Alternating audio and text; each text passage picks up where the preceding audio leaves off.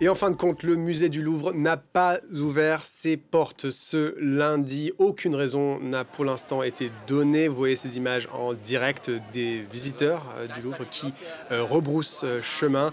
Aucune raison donc n'a été donnée pour cette décision. Tout cela alors que la police est aux trousses des 4 cambrioleurs. En cette minute dimanche, ils sont parvenus à dérober les joyaux de la couronne de France d'une valeur inestimable. Lou Kissiela nous a parlé il y a quelques minutes. On l'écoute. Aucune explication, aucune raison n'a été donnée pour le moment, mais on se doute évidemment que ça a à voir avec l'enquête. Vous voyez derrière moi les touristes qui partent. Certains avaient attendu pendant 2 heures sous la pluie. J'ai discuté avec certains pour qui c'était leur seule chance, le seul moment où ils auraient pu voir le Louvre, et donc forcément ils sont très déçus. Nous nous trouvons avec Livia Frossard, guide conférencière depuis 4 ans. Vous êtes originaire du Brésil. Livia, pouvez-vous me dire ce que vous deviez faire aujourd'hui et comment vous vous sentez ? Alors, j'ai une famille des Brésiliens qui sont venus avec des enfants pour aller au Louvre, pour visiter la Mona Lisa. Et maintenant, ils sont ici arrivés et c'est tout fermé. Ils sont déçus ? Beaucoup déçus. On va penser qu'est-ce qu'on peut faire, mais c'est un des principaux motifs pour venir à Paris, c'est ça, venir au Louvre. Et alors, ils sont un peu déçus. Et comment est-ce que vous avez appris la nouvelle du braquage hier et qu'est-ce que ça vous a fait, vous qui connaissez bien le musée ? Oui, alors pour nous c'était bien vite. C'est avant la presse même. On avait des collègues qui sont été au Louvre dans les moments, donc ils ont prévenu dans la liste, dans des groupes des guides, qu'ils sont là, que quelque chose s'est passé, mais on ne savait pas qu'est-ce que c'est. Et après quelques minutes, il y a quelque chose dans la salle, dans la galerie d'Apollon. Donc on pensait peut-être c'est un petit petits trucs. En fait, c'est pas du tout un petit truc.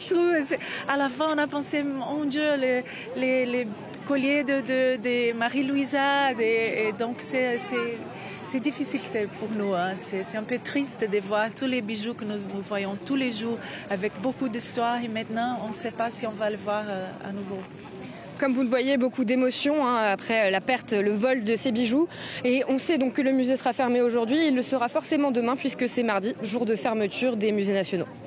Alors Lou, on a bien compris la déception des visiteurs qui viennent de partout autour du monde pour voir le Louvre. Mais pendant ce temps, la traque poursuit son cours. Que sait-on des cambrioleurs à ce stade et quels éléments peuvent aider la police dans leur enquête ? Alors ce qui est important de noter, c'est que c'est une course contre la montre parce que ces parures, elles ne peuvent pas être revendues en l'état. Il va falloir très certainement les démonter pour les revendre pièce par pièce. Donc la 60aine d'enquêteurs mobilisés doivent agir vite. Ce qu'on sait pour l'instant, c'est que le camion monte-charge avec lequel les malfaiteurs se sont hissés au premier étage a été saisi par la police. Les plaques des scooters ont été relevées. Les plaques des scooters avec lesquelles les voleurs ont pris la fuite. Et puis il y a aussi un des gilets jaunes avec lequel les voleurs s'étaient déguisés en techniciens d'intervention qui a été retrouvé. Ils ont aussi abandonné leurs disqueuses avec lesquelles ils ont brisé les vitres et la couronne de la reine Eugénie qui a été abîmée. Avec tout ça, peut-être qu'il sera possible d'identifier des empreintes génétiques pour remonter la piste de profils déjà connus car ce braquage porte la marque du grand banditisme et le ministère de l'Intérieur n'exclut pas une ingérence étrangère.